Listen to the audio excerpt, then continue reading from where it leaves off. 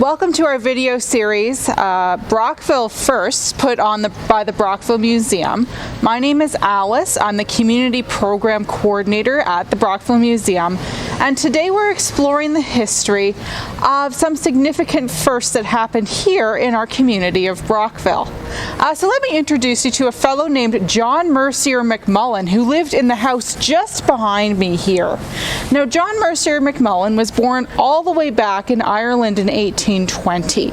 Now, he traveled around a bit. He would join the King's Regiment over in India, and it turned out that he had a bit of a knack for writing because he published one of his early memoirs, which was called Camp and Barrack Room, at the tender age of 22. Eventually, he would go back to Ireland and would set sail overseas to settle in the United States first in 1848. Now, things didn't really pan out for him, so he decided to set his sights on Canada, and he moved northward to Brockville, where he set up his own printing and stationery office.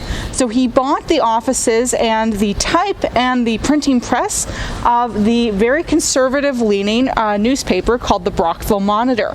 So McMullen would go on to publish this newspaper for about 32 years. Now, during this time, he does something, and he writes the first English language history of Canada in 1855. So that's kind of notable because this happens before Canada is even officially declared a country with the advent of Confederation in 1867. Now, McMullen publishes this book, and then he makes a couple of editions later on in his lifetime.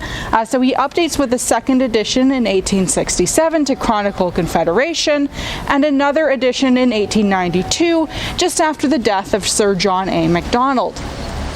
Now, the thing we have to remember about McMullen's history is that it's a bit antiquated. It has sort of the attitudes of a particular time, and it doesn't really hold up to our understanding of Canadian history today. But at the same time, being the first English language history of Canada, it's rather important in sort of carving out those attitudes of Canadian nationalism. So just remember that the first English language history of Canada was penned right here in Brockville. Thank you for joining me on this episode of Brockville Firsts.